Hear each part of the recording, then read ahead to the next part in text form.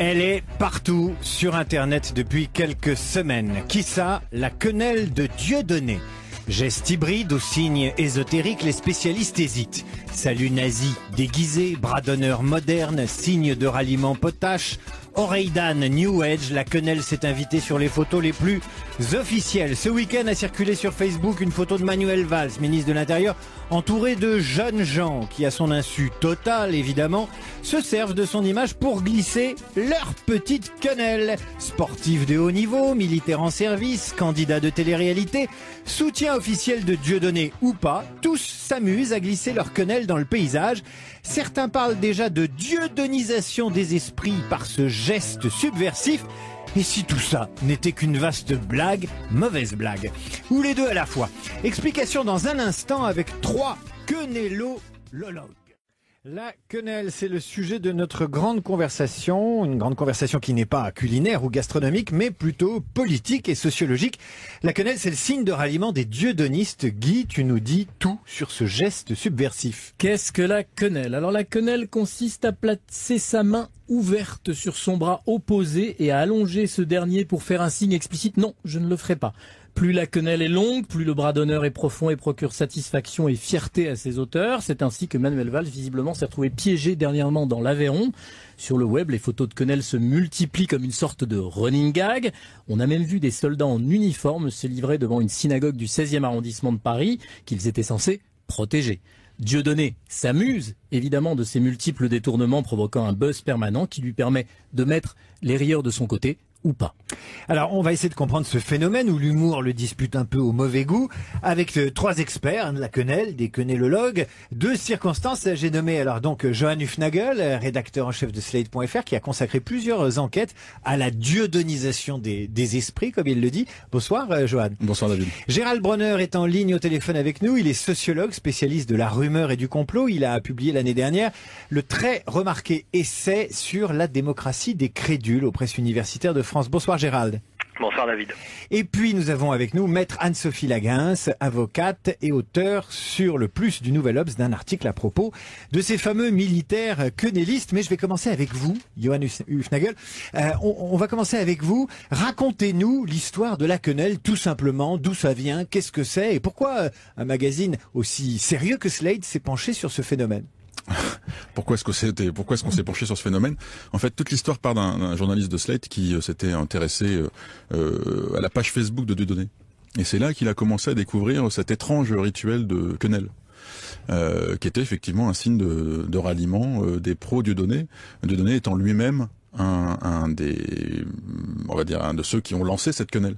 Pour lui, c'est une espèce de bras d'honneur. Comme vous l'avez décrit tout à l'heure, c'est effectivement un geste qui est presque un bras d'honneur contrarié. Alors c'est toujours effectivement compliqué de dire est-ce que c'est un salut nazi. Si Dieudonné n'avait pas le track record qu'il a, on aurait pu effectivement penser à tout simplement un doigt dans le cul. Il faut dire les choses comme ça. Hein. On t'en met un bien profond. Un bras d'honneur qui ne veut pas le dire. Le problème, c'est que Dieudonné est quand même quelqu'un qui a été condamné pour des sketchs antisémites, qu'il a dans son entourage des gens qui ne se cachent pas de leur antisémitisme, et qui, certains d'entre eux, je pense à Alain Soral, sont allés faire des quenelles sur le musée de la Shoah à Berlin.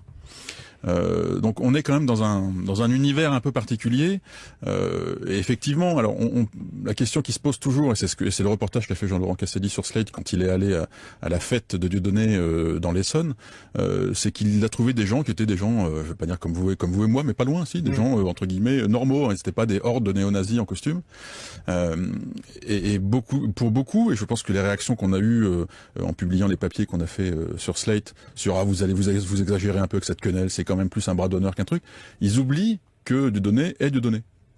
Et que de faire le geste de la quenelle dans un rassemblement dans les médias est pas quelque chose d'anodin. Si eux l'oublient, il faut quand même que eux n'oublient pas en tout cas que Dieudonné est quelqu'un de pas très respectable et pas très recommandable. Et comment on explique que ce geste se soit étendu à des gens qui n'ont pas forcément je dirais l'appareil théorique et politique et idéologique qui est nécessaire pour comprendre ce dont il est question et qui le font comme ça quoi? C'est devenu quand même une mode de se photographier et de mettre ça sur Internet en disant j'ai fait ma quenelle. On le voit très bien dans le papier de Slate, il y a des candidats de télé-réalité, on parlera tout à l'heure des soldats, ça dépasse très largement les gens connus. Enfin, voilà, il y a plein de gens qui disent je vais te mettre une quenelle. C'est des mouvements souterrains qu'on n'a pas forcément vu émerger parce que justement, c'est un geste de ralliement entre guillemets presque d'une société secrète, quoi.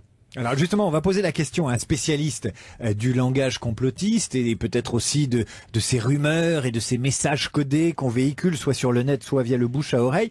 On est avec Gérald Bronner qui est sociologue et qui s'intéresse particulièrement à cette fameuse démocratie des crédules et des gens qui estiment par des signes plus ou moins cabalistiques passer pour plus malins qu'ils ne sont. Bonsoir Gérald Bronner. Bonsoir. Alors, comment vous analysez, vous, cette contagion de la quenelle sur les réseaux sociaux? D'abord, je dirais qu'il y a quelque chose d'à la fois classique et de nouveau. De classique, pas parce que tout geste subversif, et la quenelle se revendique comme un geste subversif, qu'elle est du reste, tout geste subversif a toujours été un peu viral. Mais je dirais que c'est les adolescents ou les enfants qui dessinent des croix nazies sur les murs sans savoir exactement ce que c'est, etc. Prenez par exemple le terme LOL qui est utilisé sans cesse. Il y a beaucoup d'enfants même qui l'utilisent maintenant. Ils ont des téléphones portables dès le collège, ils utilisent LOL, mais ils ne savent pas exactement ce que ça veut dire. Ils en connaissent la traduction française, mais pas vraiment l'origine. Donc il y a là quelque chose déjà évidemment de classique. Il y a toute une série de gens qui font cette quenelle, qui sont un peu les idiots utiles, j'ai envie de dire, de données que d'ailleurs lequel ne se prive pas de les instrumentaliser d'une certaine façon en les plaçant dans l'armée qui serait derrière lui, mais qui à mon avis est beaucoup plus menu qu'il cherche à nous le faire croire. Et puis donc quelque chose de tout à fait nouveau en revanche, c'est que ce caractère viral du geste subversif, il est évidemment amplifié grandement par Internet. Ah oui. C'est-à-dire que il est évident, si vous voulez, que c'est un peu la même chose que pour le 1,5 million likes pour le bijoutier qui a tiré sur son cambrioleur. La loi du talion et l'autodéfense a toujours été une passion des peuples, y compris démocratiques. Simplement, cette passion ne pouvait pas s'agréger et s'exprimer de façon publique. Internet permet à des gens qui sont isolés dans leurs convictions d'agréger, si vous voulez, leur radicalité.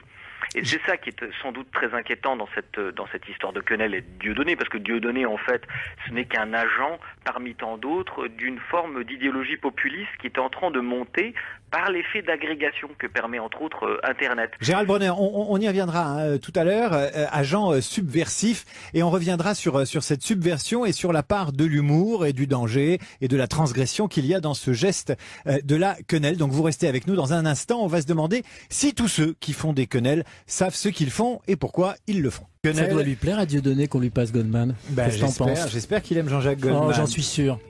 À mi-chemin du bras d'honneur et du salut nazi, la quenelle, on en parle ce soir avec nos invités. Guy. Johan Hufnagel, donc rédacteur en chef de Slate, qui a consacré pas mal de papiers à ce phénomène. Le problème, c'est qu'aujourd'hui, il y a des gens connus qui s'y mettent et parfois même des exemples pour la jeunesse. On a des noms dans ce papier. On voit des gens, je pense à Teddy Riner, je pense à un certain nombre de personnes qu'on connaît. Et qu'est-ce qui leur prend à ces gens-là ? Avec Dieudonné d'ailleurs. Le problème finalement c'est presque avec Dieudonné, parce que des gens ne soient pas au courant de ce qu'est la quenelle. Ok, que ce soit un geste qui se transmette comme ça parce qu'effectivement ça passe par les réseaux et que tout le monde fait la quenelle. Puis c'est marrant de faire une quenelle dans le dos du prof. On se marre bien. Dans le dos du prof, dans le dos de Valls, on se marre bien. Après le problème c'est la reconnaissance par Dieudonné qui pose un vrai problème. Et le pire que Dieudonné après, c'est ce qu'on a vu notamment dans le cas des basketteurs. On a fait un papier sur Slate, on a eu pas mal de courriers là-dessus. Il faut un tout petit peu expliquer parce que personne va comprendre. Ouais, il y a eu les basketteurs quand ils ont remporté le championnat d'Europe de basket il y a 15 jours à Ljubljana, ont été reçus par le président de la République et ils ont fait un geste là aussi qui pourrait ressembler à un geste de ralliement des fans du Dieudonné.